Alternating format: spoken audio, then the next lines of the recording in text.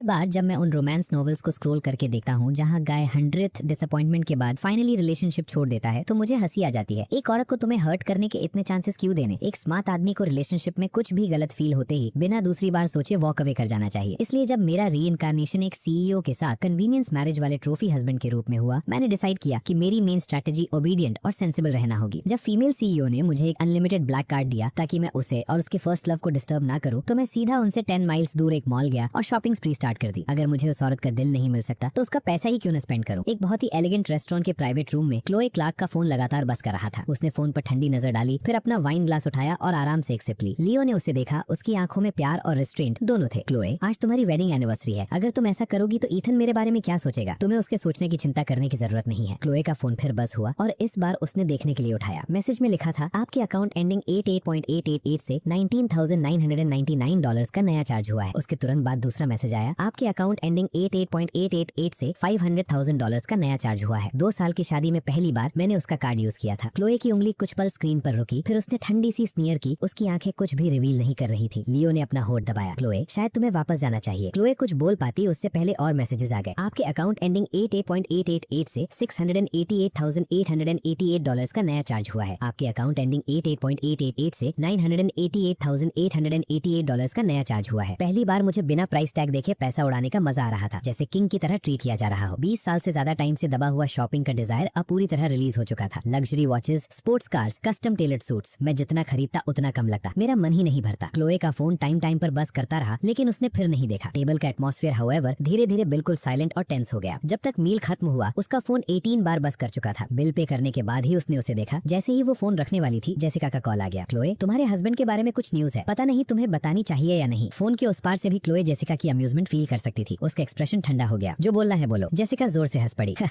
मैंने अभी तुम्हारे हस्बैंड को क्लब में देखा। उसने एक साथ 7 फीमेल मॉडल्स बुक की हैं। अगर तुम जल्दी नहीं आई तो तुम्हारे सर पर जंगल उग जाएगा। ईथन क्लब गया और 7 मॉडल्स बुक कर ली, ये कैसे पॉसिबल था? क्लोए डिसबिलीफ में हंस पड़ी। क्या तुम अंधी हो? No joke. आज तुम्हारा हस्बैंड जिस तरह ड्रेस हुआ है, मैं तो लगभग उसे पहचान ही नहीं पाई। जेसिका ने उसे एक फोटो भेजी। फोटो में एक आदमी नीट शॉर्ट हेयर कट के साथ black custom made casual suit और एक्सपेंसिव बिस्पोक लेदर शूज पहने हुआ था। सिर्फ उसकी बैक व्यू ही किसी बहुत हैंडसम इंसान का इंप्रेशन देने के लिए काफी थी। जेसिका ने मैसेज भेजा, क्या तुम पहचान भी सकती हो कि ये तुम्हारा हस्बैंड है? क्लोए को फिर लगा शायद वो अंधी हो गई है। ये ईथन था। इम्पॉसिबल। क्लोए शायद तुम्हें वापस जाना चाहिए, मैं मूवी अकेला देख सकता हूँ। क्लोए ने फोन रख दिया, बिल्कुल भी अफेक्टेड हुए बिना, और लियो के साथ मूवी देखने चली गई। लियो ने अपनी पहली फिल्म के प्रीमियर को सेलिब्रेट करने के लिए फेसबुक पर पोस्ट किया। 20 मिनट बाद क्लोए को एक और बैंक अलर्ट मिला। मैंने रॉयल क्लब में अपना अकाउंट $1 मिलियन से टॉप अप कर दिया था। अब वो और ज्यादा देर तक शांत नहीं बैठ सकती थी। क्लब के प्राइवेट रूम के अंदर म्यूजिक और डांसिंग के बीच लाइट्स झूल रही थी। मैं सोफा पर पीछे टिक कर बैठा था, पूरी तरह एंजॉय कर रहा था। $100,000 से ज्यादा की वाइन सिप करते हुए, जबकि 7 मॉडल्स अपनी अमेजिंग फिगर्स और फ्लॉलेस सर्विस के साथ मेरी खिदमत कर रही थी। एक मेरे फोरहेड पर लगभग ठीक हो चुके कट को देख रही थी, दूसरी सोफा पर बैठकर मेरे पैरों की मसाज कर रही थी, एक मेरे पीछे खड़ी होकर शोल्डर्स दबा रही थी और एक मेरे लिए फ्रूट पील कर रही थी, जबकि बाकी गा रही थी और डांस कर रही थी। ये सर्विस सच में हेवन ऑन अर्थ थी। ये वही सीन था जिसके बारे में मैंने काउंटलेस बार फैंटेसी की थी और मैं हद से ज्यादा सेटिस्फाई था। इसलिए जब मैनेजर ने अपनी सेल्स पिच दी, मैंने बड़े स्टाइल में हाथ हिलाकर क्लोए का कार्ड यूज किया और अपने अकाउंट में $1 मिलियन और ऐड कर दिए। तभी क्लोए ने रूम का डोर पुश करके खोला और मुझे एक मॉडल की कॉलर बोन पर उंगली फेरते हुए देखा, पूरी तरह मेस्मराइज्ड, जैसे मैंने पहले कभी कोई औरत देखी ही ना हो। ये काफी अच्छा लग रहा है। इसे इतना डिफाइन बनाने में कितना टाइम लगा? स्वीटी मेरे पास भी है, फील करना चाहोगे? मेरे पास भी है स्वीटी। खूबसूरत यंग वुमेन बड़े एंथुजियाज्म के साथ अपने फिगर्स शो कर रही थी और मुझे लग रहा था कि मेरी नोज ब्लीड निकलने वाली है। रिच लोगों की लाइफ सच में कमाल की होती है। मैं जैसे ही किसी और को टच करने वाला था, एक जोर की बैंग आवाज आई और उसके बाद एक ठंडी आवाज गूंजी, सब लोग बाहर निकलो। मुझे एक्सपेक्ट नहीं था कि क्लोए यहाँ आ जाएगी। मेरा मजा इंटरप्ट हो गया था, इसलिए मजबूरी में एक मॉडल की वेस्ट को हल्का सा स्क्वीज किया। तुम लोग पहले जाओ, मैं फ्री होके फिर बुला लूंगा। क्लोए का चेहरा तूफान से पहले वाले आसमान की तरह अंधेरा और भारी था। कुछ ही देर में रूम में सिर्फ हम दोनों बचे और पूरी खामोशी छा गई। मैं सोफा पर पीछे टिक गया और उसे ध्यान से देखने लगा। कोई वंडर नहीं कि ओरिजिनल ईथन पहली नजर में उस पर फिदा हो गया था। उसका चेहरा उन सब मॉडल्स को कंपेयर में बिल्कुल फीका बना देता था। Sharp eyebrows, cold eyes, perfect nose और डीप चिजल फीचर्स, वो किसी डिवाइन मास्टरपीस की तरह लग रही थी। उसकी नीटली ड्रेप्ड पिंक ड्रेस उसकी ग्रेसफुल फिगर को और हाईलाइट कर रही थी, जिसका नी लेंथ प्लीटेड हेम एक साथ शार्प और प्लेफुल लग रहा था। Black over the knee socks उसकी लेग से चिपकी हुई थी, उसकी टॉल और स्टनिंग फिजिक को और उभार रही थी। हाथ कमर पर रखे हुए वो एक ऐसी चार्म रेडिएट कर रही थी जो नजर हटाने नहीं देती। अगर वो मॉडल होती तो